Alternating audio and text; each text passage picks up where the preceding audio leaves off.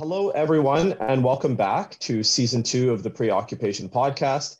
As I mentioned to you guys in the brief sort of summary before the podcast was released for this season, that we'd be doing some interviews, and this is the first in the series of interviews that I will be conducting. I'm here with Andrew Delatolla. Andrew, I hope I got your last name right. Yes, you did. Wonderful. Andrew, I didn't actually ask you for like a bio or anything else, although I feel like because we've communicated so much over the last year that I've gotten to know you quite well. Why don't you just go ahead and introduce yourself, and then we could get right into it. Yeah, well, thank you, Bassem. So I'm a lecturer or assistant professor at the University of Leeds in the UK. I work in the School of Languages, Cultures, and Societies, specifically the Arabic, Islamic, and Middle Eastern Studies section of the school. And my research focuses on issues of race and sexuality historically, as well as in the present, and in particular reference to the Middle East and North Africa, looking very specifically at Lebanon, Syria, Egypt, and Turkey.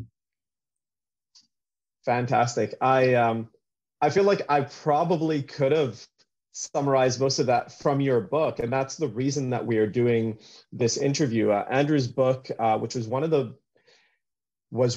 the best books that I read last year, and that is, I have it right here. Anyone wants to see it?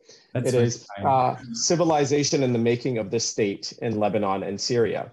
And I want to explain to the audience that despite the fact that my podcast, at least ostensibly, focuses primarily on Palestine, the implications of this book were very much felt throughout the entire Ottoman Mashriq.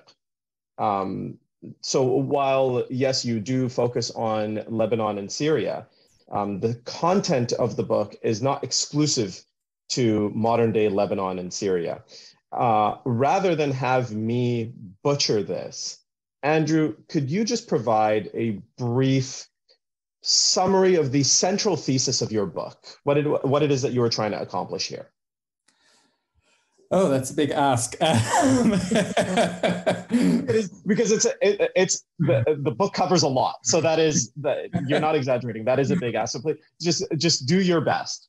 I will do my best. It's been a while since I've read it. I think when it was published, I kind of put it away and haven't really looked at it since. But the book essentially makes a very kind of large argument that the modern state, as we conceive it today, is essentially produced in relation to European modernity, and in the production of the state, the modern state in the Middle East, with first the Tanzimat era of the Ottoman Empire, and later with the mandate state system of the British and the French mandates. The state comes into being and is essentially reflective of the kinds of racist, civilizationalist characteristics that is inherent, I would argue, to European modernity, and that then plays out in various ways in the state-making process. And one of the sections that I appreciated in the book is that you actually go through, and this is something that I've attempted to do, perhaps rather clumsily, but I've given it a shot. It goes through an attempt to define what the state is, and the various definitions that exist. A lot of, I know you're Canadian, I'm Canadian as well. You grew up in Montreal, I live in Vancouver. Political science in Canada tends to focus on definitions of the state that are very administrative. But while the state was encroaching upon places that had never experienced the state before, and the Ottoman Empire would be such a place, the state did not just feel like a change in administrative practices. Is there anything that you want to add on this before I get into some other questions? Yeah, so I mean, I look at the state, I think, from, I know this is a dirty word these days, but from a very kind of Marxist perspective. Mhm. And what that means is I'm looking at how the state the state is kind of a function, right? It's not just about the administration. It's not just about kind of the national context of the state or the international context of the state, but what it effectively does, and that is to provide order to society. It's to look at kind of the immaterial aspects that are not always readily available to analyze or measure. And I mean, there are kind of measurable and material aspects to the state, but I would argue that it really is about kind of this association. The state is this kind of association of order from disorder and organization, and reading that into kind of a Marxist analysis, or reading that in line with a Marxist analysis, what that effectively means is that we can't really detach the modern state from the period of European Enlightenment and industrialization. And we can't detach the state either from the kind of revolution that was happening with regards to family structures in the household. And the state really kind of mimics those immaterial structures of the family and of the household as well. And so when we're talking about state making in this book, it's really looking at how those sets of relations become altered through European engagement and through European interference. Yeah, that's it's fascinating to me that I guess you pick up the definition of the state that you most that most resonates with you is maybe a stage of development that is more advanced than the definition of the state that I most appreciate, which is an institution that possesses a monopoly on violence. And that is one of the definitions that you do include. I think you cite Baruch Kimmerling in that. I paid very close attention to your book. So if I got that right, I'm going to look at this after. If I got that right, then you need to take that as a massive compliment, because that was one of, to just give you an idea, I took several pages of notes from this book, but going on to that, or springboarding from that, that is a definition that I've used in the podcast and that I continue to use in my analysis of what was happening in the Ottoman Empire, because that's the first thing that needs to happen in order for a state to manifest itself in any other way. The first thing that it needs to do, and what was probably most immediately felt by the indigenous inhabitants of the Ottoman Mashriq was their separation from their means of coercion. So particularly in the case of the peasants, who are a historically armed population, in order for the Ottoman state to come into existence, their disarmament was necessary. Right? I mean, would you agree with this? I mean, to a certain extent, yes, right? Because there was, as the Ottoman Empire was expanding, there was this kind of change of how coercion was being negotiated. But the Ottoman Empire was still very much using various communities that had been armed against each other in order to retain power, Right. and hadn't began to centralize or attempt to. I mean, there was of course the slave army, but then with the Tanzimat, kind of the system changes to what we would consider a modern military, and so the kind of social relationship that the army once had within the Ottoman Empire also shifts. And the kind of economic relation and intellectual relationships that my Yeah, that's tip of my tongue. It's on the tip of my tongue. The name for that army.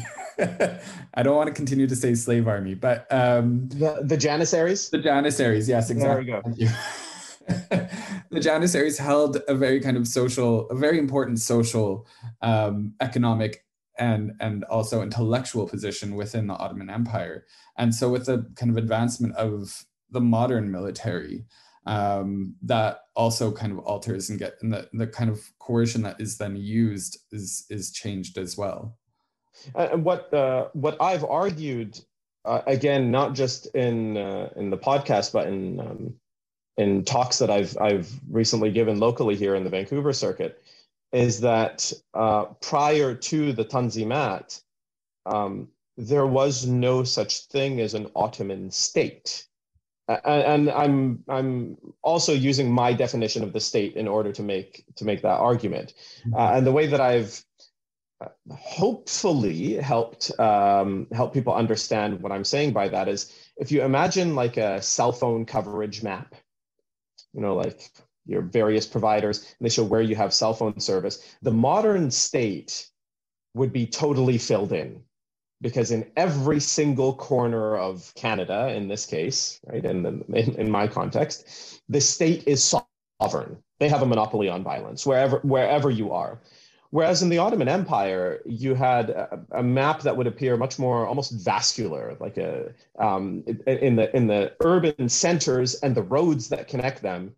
They could provide law, order, safety, security, and they monopolized violence. They controlled the means of coercion. But outside of that, they even in some cases that are rather comedic, like Jebel Idruz in modern day Lebanon, even there. They couldn't, and in Hawran in Syria or something like that, they didn't have a monopoly on violence, and not only did not, but could not. They weren't capable of it. So would you agree with that definition, that prior to the Tanzimat, that something resembling an Ottoman state was more of a fiction than a reality? I would agree with that, because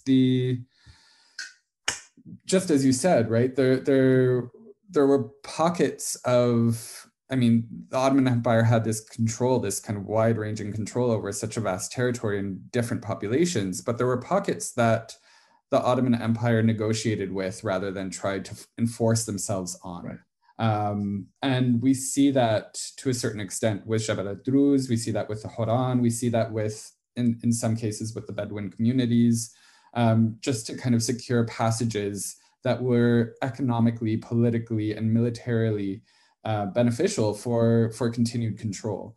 And of course, right, those communities got things in return in terms of relative autonomy in certain aspects, or were paid off in certain ways, or were protected from their enemies in other ways. And so this was a very kind of negotiated settlement that doesn't reflect how we would conceptualize the centralized state today. Right. If anything, I would say it's more like a confederacy, almost, where it's possible that different parts of the confederation would have different kind of relations with the central power. Thinking about Canada again, right? Quebec and right. And the federal government has a very different set of relations with than the other provinces. It was functioning in a way that was antithetical in so many ways to what the modern state, how we conceptualize it today, but also how it was being conceptualized in the late 19th century in Europe. And I think that was in particular one of the big problems that the European powers had, was that they couldn't make sense of it. They just continued to see it as disordered and as chaotic, and wanted so badly to organize it in a way that kind of allowed them to further their interests in the region. That's a fantastic kind of transition here into some of the other questions that I want to ask you. I should clarify to you at this point that while we are recording this, before I have released the episodes that I plan on releasing for the season, that when I actually post this, it will be posted after. And the reason why I'm doing that is because I go into pretty great lengths, go into a lot of detail about the Tanzimat, about the incentives for the Tanzimat, both forced incentives and the way that they were experienced and understood by the indigenous populations and by the High Port. And so the questions that I have kind of assume that the listener has already heard all of those episodes. So one of the things that I don't get into a lot is the idea of the new Ottoman. The Ottomans go on this massive campaign of Ottomanization, what they call Osmanlik, in Arabic, Al-Uthmaniyya. And it's really a central objective of the Tanzimat, to create an Ottoman identity where one previously did not exist. This is one of the, I think this is one of the hardest things for us to understand in the modern Middle East today, because of the various identities that we've been carrying around, we as the, modern, the inheritors of the modern Middle East, various identities that we've been carrying around. The Ottoman identity is one of the few that we left behind. We don't hold many legacies of that now. So what we know is that after 200 years of nationalism, we could see that there is a relationship between national identities and the technologies of modernity. We understand kind of the mechanics of how a national identity emerges. Again, that's one of the things that I go to in the podcast. So I focus a lot on how Ottomanism was to be created. Can you tell us a little bit more about what the Ottoman Empire wanted the Ottoman citizen to be? What was the new Ottoman gentleman supposed to look like? Yeah, and I think there are various stages of this, right? And it's not always so clear cut, but there was in kind of the earlier period of the 19th century, in particular, in relation to the first Tanzimat in 1939, there arose 1839. 1839, sorry. Different things happening in 1939. 1839. So with the first Tanzimat in 1839, there comes about a new kind of new national discourse. It's a little bit of a fringe party that emerges, and it's made up of various elites from around the Ottoman Empire. And they call themselves the Young Ottomans. And this group, to the extent to which they had a kind of great impact on the Ottoman Empire, is, I think, debatable. But they really kind of set the foundation for the development of Ottomanism later on in the 19th century, and as the empire was collapsing. And what they were doing was they were seeing how they could not hold the Ottoman Empire as it was prior to the 19th century. And so they were in kind of a dialectic with European modernity to a certain extent, saying, well, these are the changes that we do have to go through. It's going to be painful. But in doing so, maybe then we can join the civilized world. And part of that was not just kind of administrative modernization through the Tanzimat, but also the development of an identity that really kind of hunkered down and focused in on the kind of an Ottomanness that was encompassing of the population in the various provinces, that can be brought forward as kind of a national identity. Now, of course, the reason why I say that we can debate the impact of this was because these were individuals who were from elite circles, Right. well-traveled, fairly wealthy, from usually from kind of big families or notable families, but and they had they were speaking a language that wasn't necessarily being spoken by the majority of the population. When you say that, do you mean that literally or figuratively? Because I think it's true in both cases. Yeah. Okay. Yeah. Right.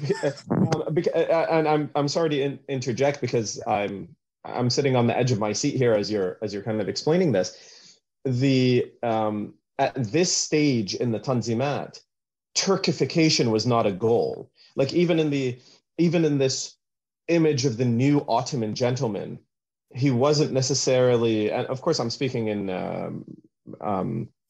exclusively in the male sphere because this is what was being conceived of at the time, right? But they never thought of the new Ottoman gentleman as speaking Turkish exclusively.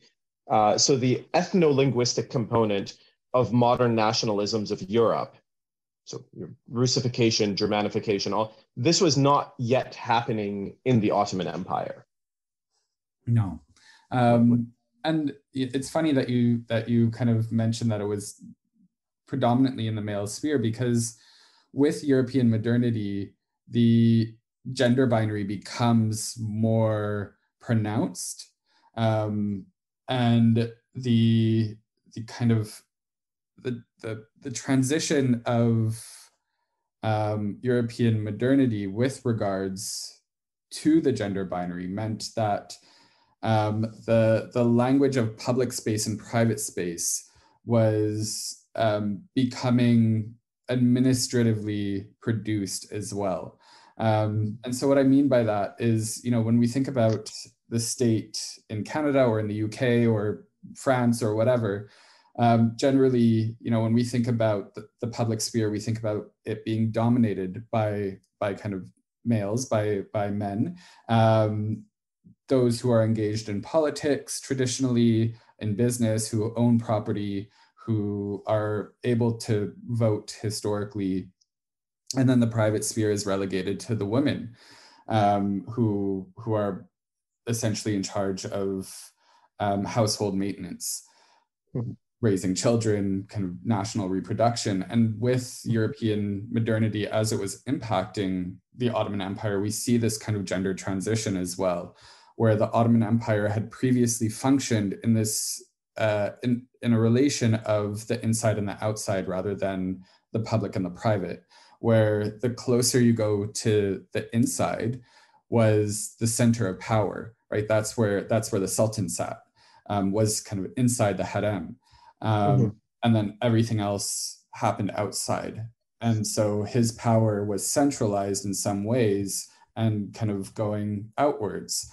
And that didn't necessarily retain a gender binary, because as we know, in the harem, you had men and women, both of them who were both genders were politically active, and engaged in kind of staking out political claims. Whereas you don't necessarily have that in the creation or the formation of the modern state in Europe. I'm sorry to cut you off, but that's so interesting because it was right before the Tanzimat that you had an era that some historians have called the Sultanate of Women.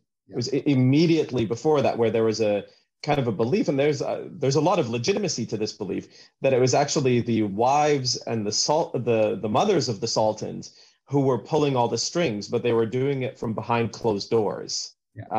Is this kind of what you're referring to?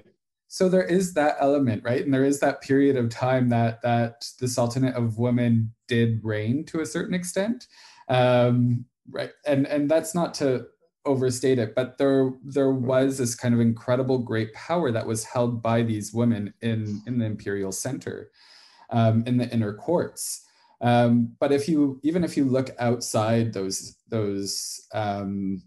imperial courts, women at the time had the right to appear before a judge, though they weren't there's debate about whether the judge would consider their pleas as being equal to men. They were still able to do that. Women had the right to own property, to run businesses, to run charitable organizations, to appear in public spaces, right? And it's primarily only the elite women who were kept away from the markets, from being seen outside, right, because they held power. And so it was inappropriate for them to be seen outside. They had to remain inside. And so when we talk about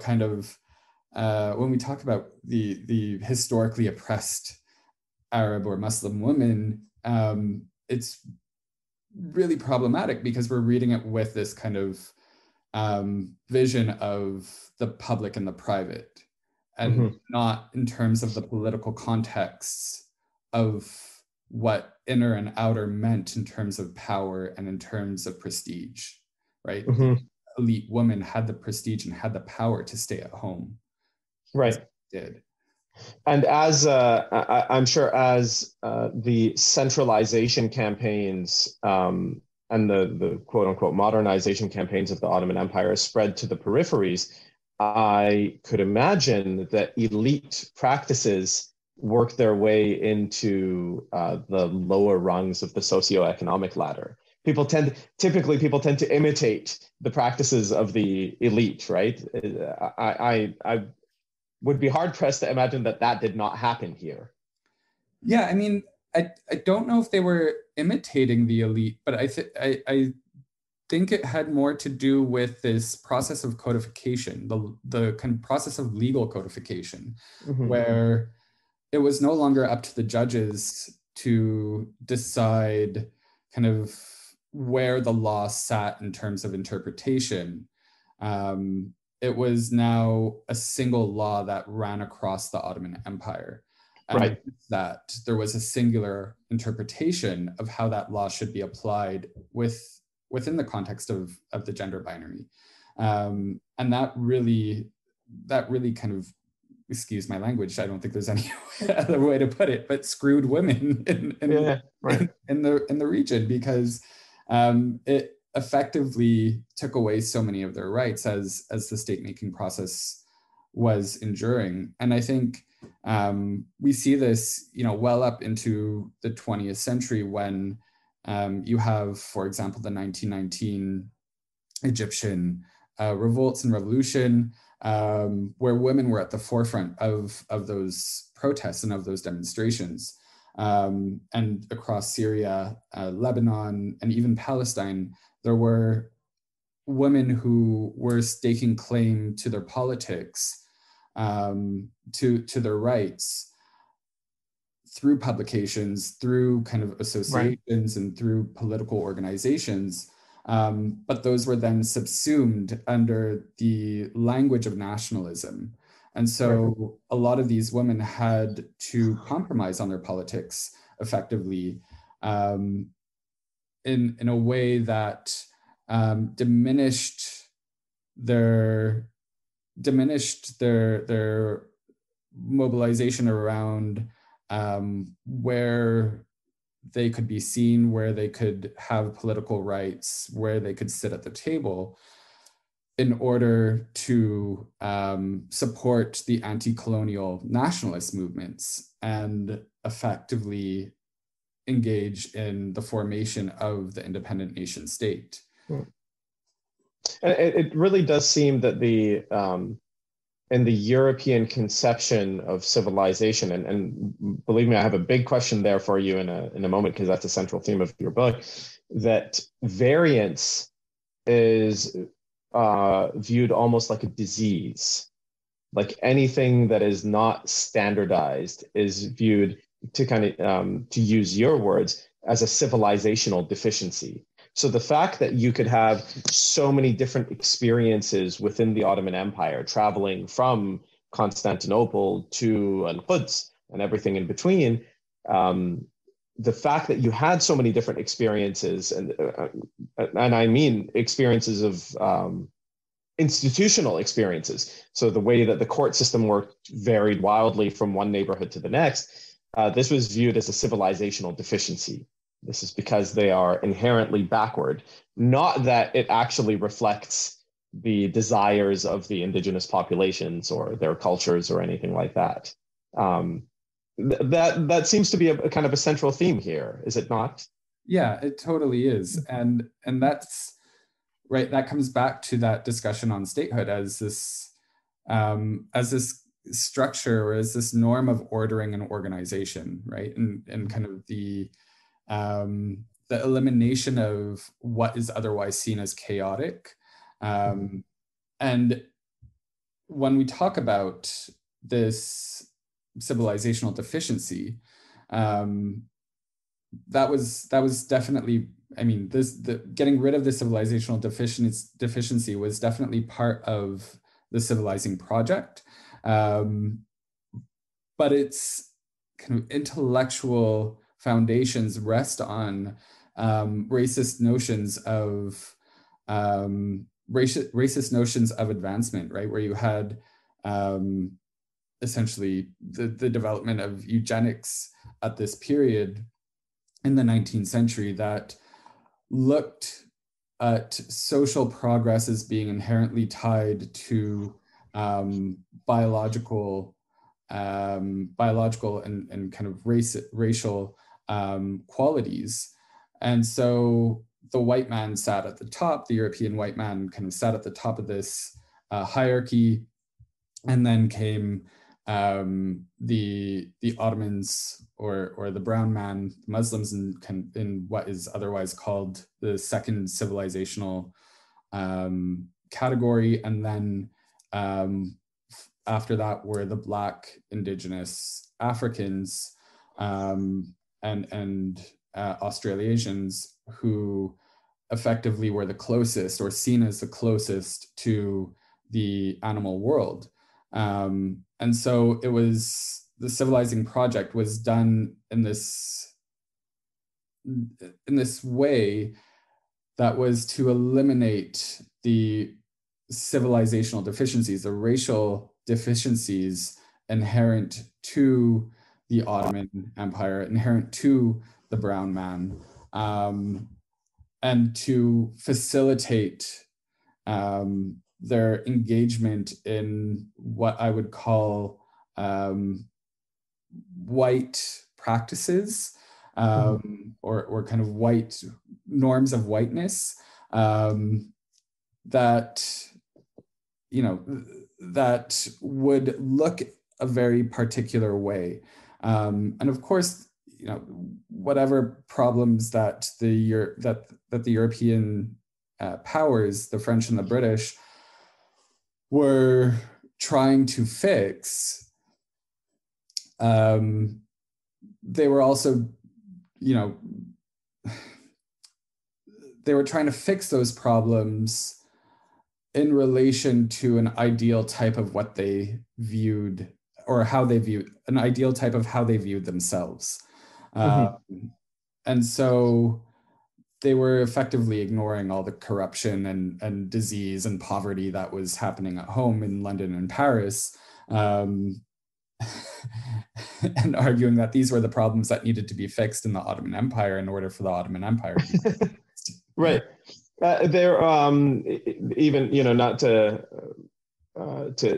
digress too much, but even in relation to gender rights, they were advocating for things in many cases that they did not have at home. Yeah. So in their, you know, what some historians have called the Quiet Crusade, or the Peaceful Crusade, of just sending thousands and thousands and thousands of missionaries all over the Ottoman Empire, many of these missionaries were, of course, women. And they were advocating for women's rights that did not exist in Europe at the time, which I found fascinating in discovering that. One of the things that I think is, I don't know if it's written anywhere else or this is an exclusively unique contribution that you've made to the historical discourse, is the idea that the religious minorities in the Middle East constitute different races. So, and this is one of the things that I enjoyed the most here, is the idea that the Orthodox Christians, the Catholics, and the Maronites, all of these groups, because they are our civilizational cousins, us being Europe in this case, because they are our civilizational cousins, they cannot be from the same racial group as their Muslim neighbors, so they must be something else. Could you talk a little bit about this? Because I thought this was one of the most, well, it not only was it fascinating to read in such a well-articulated way, but it's something that in places like Lebanon still kind of exists in the form of Phoenicianism, right? The idea that, well, we're of a Phoenician stock, we're not Arabs, or something like that. Can you speak a little bit about this? I mean, in Lebanon, it still exists in the form of Christian fascism, unfortunately. Yeah, but right.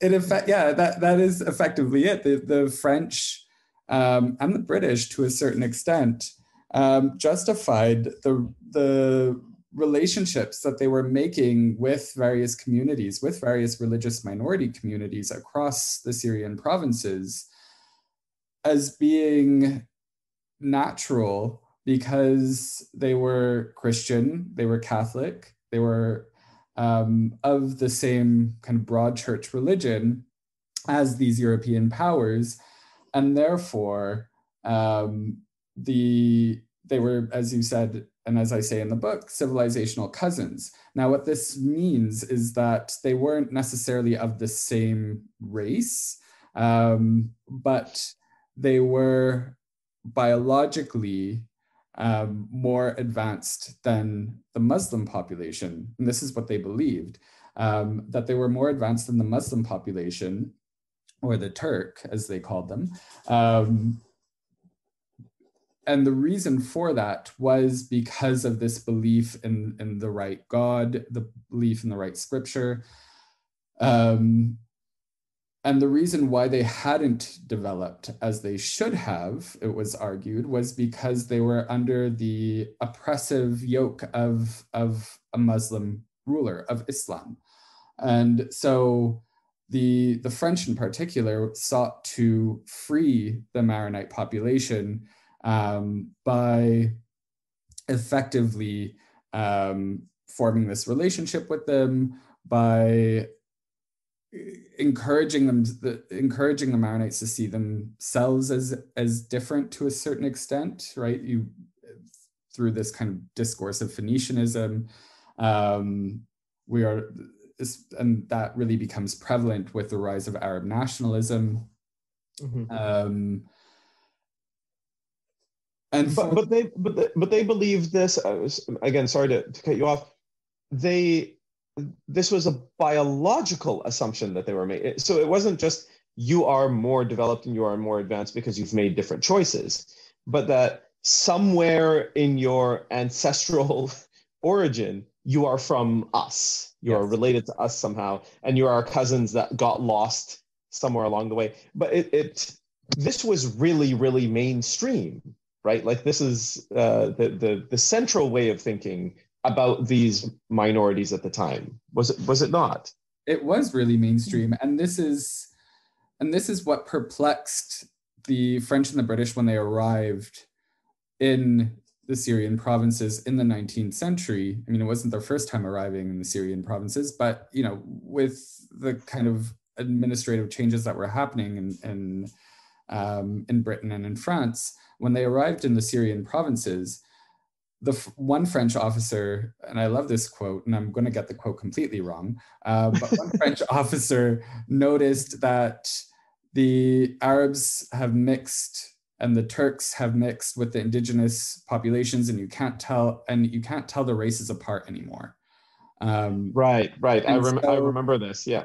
And so one way to distinguish the races was to use religion, was to kind of look at who was Christian, who was not. and understand biological development, eugenics essentially, as being tied to religious belief. And this was prevalent. I mean, if you look at the language that was used during the Greek War of Independence, and the support that was provided during the Greek War of Independence by France, Britain, and Russia, right? That support was primarily around this notion of the Greek Orthodox being civilizational cousins, as being part of Europe.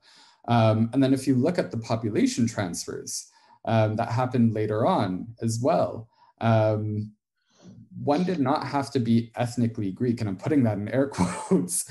One did not have to be ethnically Greek to move to Greece. One had to be Greek Orthodox to move to Greece. Right. And this has, huge ramifications today. I mean, this has huge ramifications for sectarianism today across the region.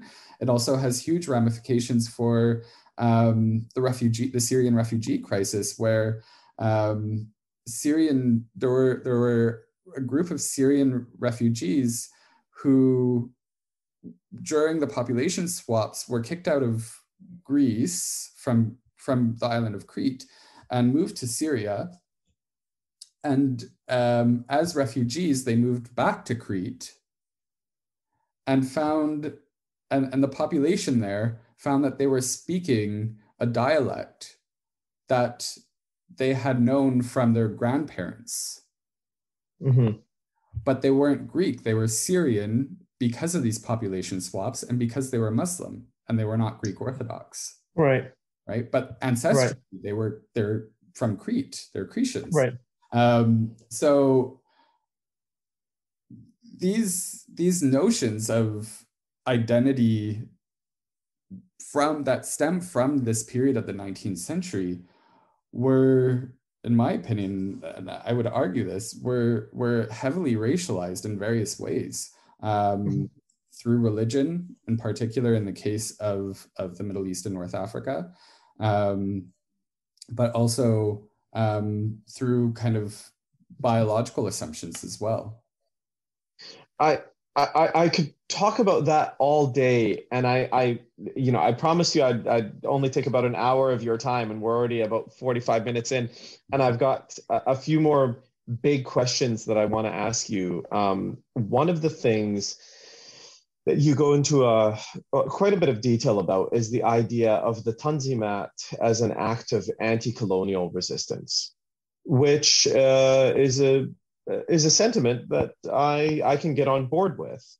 While at the same time, I imagine that for the indigenous populations of the Mashriq, of the Arabic-speaking portion of the Ottoman Empire, they felt very much more like imperial and colonial policies than anti-colonial policies. And so can it be both? I think it can, and I think it is both, right? Because as the Ottoman Empire is being pulled into this world system, and as the world system is changing with kind of exclusions around access to international law in particular, and also the world economy and the way that the world economy functioned, the Ottoman Empire saw itself as a great power and wanted to participate in that, but was consistently being rejected. And so to protect itself, in some ways, it tried to modernize like the European powers, as a way to kind of stave off European interference and European intervention into its domestic politics. To what extent this was actually possible, right? I mean, history tells us that it wasn't possible, that unfortunately, the capitulations that were given to the European powers just kind of eroded the Ottoman Empire over time. But the Ottoman Empire itself was a colonial system. It was an imperial system. And so it also needs to be seen that way, right? With the kind of development of the Tanzimat, the agreed political relations that that populations had with the Ottoman imperial center were being thrown out the window, and new relations were being imposed on them that they had never really agreed to. Mhm. And so One such example, there's a I don't feel bad about including this because by the time this is this gets shared, I will have already released these episodes. But one of the things I mentioned in the podcast is that when an Ottoman tax collector comes to Tulkarem in Palestine, and he comes to collect, just what they call the tapu, like a land tax, one of the chieftains unsheathes his sword and says, "Here's your tapu, like here's your tax." So for them, that this just absolutely enormous, absolutely unprecedented modernization campaign was so intrusive. It was so it was so unbelievably transformative to their life, that whatever was happening in the theaters of Europe, in the political theater of Europe, do you think the indigenous populations of the Mashriq could have would have sympathized with that? I mean, to a certain extent, but also, right, it's such a complex web, because at the same time that these populations were essentially unhappy with the modernization campaign to a great extent, and particularly right among Muslims and Christians alike, because they both felt like they were being tied into things that they had never agreed to. Mhm. Particularly military conscription or taxation or Right. loss of power and privilege for the Muslim populations. They at the time that this anger was being directed to the Ottoman Empire, the European powers were also moving in, and in particular with the Christian communities. And to a certain extent, the Druze community as well with the British, the, Right. the European powers were moving in and effectively forming relationships and alliances, deepening those alliances with those populations, making it incredibly more difficult for the Ottoman Empire to kind of to at all secure their base of legitimacy. Mhm. And as this was happening, the Muslim population in particular was getting angrier because, of course, the Christians were getting privileged access to European markets, privileged protection from European militaries, privileged protection from European consuls politically. And the Muslim population were kind of looking around and going, well, we've lost out. We've never agreed to any of this, and we need Mhm. to defend what we had and what we still have.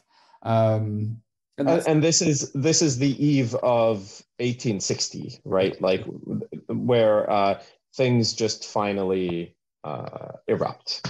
yeah, And in reading your book and others who that capture what was happening in the lead up to 1860 and then finally in the explosion of the violence, it's really hard to pinpoint um, who threw the first punch, right? Or like what was because that's what I was looking for. I've known about the massacres of 1860 for some time, and so in preparing for the podcast, I was looking for the almost like a forensic analysis. If it was in front of this market that these two, but there was just no such thing. It was just a pot set to boil, and it all kind of boiled at once. yeah, yeah. And and that, I think, speaks, and that violence speaks to kind of the buildup of all of these aspects, right? The kind of modernization and how that was affecting kind of domestic relations between the populations and with the imperial center, but also increased increased reliance on religious identities as a form of political identity, right? Effectively creating this foundation of sectarianism in a way that was hyper mobilized towards violence. And that's not to say that there wasn't interreligious violence before the European powers ever kind of came in, but there were within the Ottoman Empire itself, there were mechanisms to deal with that that were being eroded through the modernization program, and that then sets the tone for 1860, but also sets the tone for what comes afterwards, well up into 1919 and 1920, Right. and the establishment of the mandate state system. You know, I read your book alongside Osama Maqdisi's The Ecumenical Frame. I read them right side. And in fact, I will forever recommend that everyone does the same, that these two books really should, because they deal with a very similar time period, although Osama Maqdisi deals much more with the question of, well, who are we then? Now that these modernization campaigns are happening, we kind of have to redefine who is the us and who is the them, whereas you deal much more with the relationship to Europe's civilizational standard, the constantly shifting goalposts. I cite your work so heavily throughout the episodes of the podcast, and you'll get to hear that soon enough. On a closing note, I want to ask, in your estimation, were the Ottomans successful in creating an Ottoman identity? And it seems almost silly to close on that note, because in 2022, there are very few remnants of the Ottoman identity. But I've recently gone way off the deep end, doing a lot of research about the 1936 revolt in Palestine. And the key players in the lead up to that revolt, not just in Palestine, but in the broader Arab world, were all people who came of age in the Ottoman Empire. And they were very much Ottomans, whether they recognize themselves as such or not. However, all of the key players that I'm looking at here, you know, whether it's anti-colonial fighters like Fawzi al-Qawaqji, or whether it's intellectuals like Shakib Arsalan, they're very different. And these two, just to name these two, knew each other very well, but they were very different from one another. One was educated in the Ottoman military system. One did not even have a post-secondary education, and he was very insecure about that. That's Shakib Arsalan. So were they successful in creating an Ottoman identity? Because when I look at this generation of Ottomans, I do see something similar, but there were wildly different trajectories. It would be hard if I were to pull them out of a hat and lay these four individuals in front of someone. It would be very hard to say that they were all the products of one place. So what do you think? Were they successful in creating an Ottoman identity? I think to a certain extent they were. But I think that the Ottoman identity that was most successful in the Syrian provinces became enmeshed in an Arab nationalism to a certain extent. So I'm not talking about the policies of Turkification that came later, but the very I don't want to say liberal, but the more kind of tolerant approach to Ottomanism. I mean, when I look at, for example, pictures of my great-grandfather, Habib Farha, he never went anywhere without his tarbush, without his fez, right? Okay. And that is in itself a symbol of kind of the Ottoman Empire, the modern Ottoman Empire to a certain extent. And that was, you know, I think those symbols carried forward into a kind of Arab nationalism, a pan-Arabism that emerges later on, that gets kind of intertwined with these symbols. So I do think that there was success there, and I think that it was successful in laying those foundations in particular. Now, it's funny because when I talk to friends at dinner or when we're out having coffee and we get onto the subject of modern day Turkey, right? People generally assume that the Republic of Turkey is the same thing as the Ottoman Empire. Right. They're naturally kind of that they naturally kind of bleed into each other. And I would, to a certain extent, they do, particularly if you're looking at the politics of the Committee of Union and Progress, which effectively was the last reigning party of the Ottoman Empire. But the tradition of Ottomanism goes back much further than that. Right. And so there's a very kind of distinct politics of the Ottoman Empire it's not fair to necessarily associate with the Republic of Turkey, and kind of the politics of the Republic of Turkey in its relationship with the rest of the region. And so when we talk about that Ottoman identity, it being successful, right? We're not talking about the success of the Turks in kind of establishing their state or establishing their nation. We're talking about something that is much older and much more kind of historically written into the bedrock of society at that time. And I feel like that in particular has died out over the generations, right? Right. And it's died out because of various conflicts and wars and the development of the nation state and this kind of the nationalism of the state itself.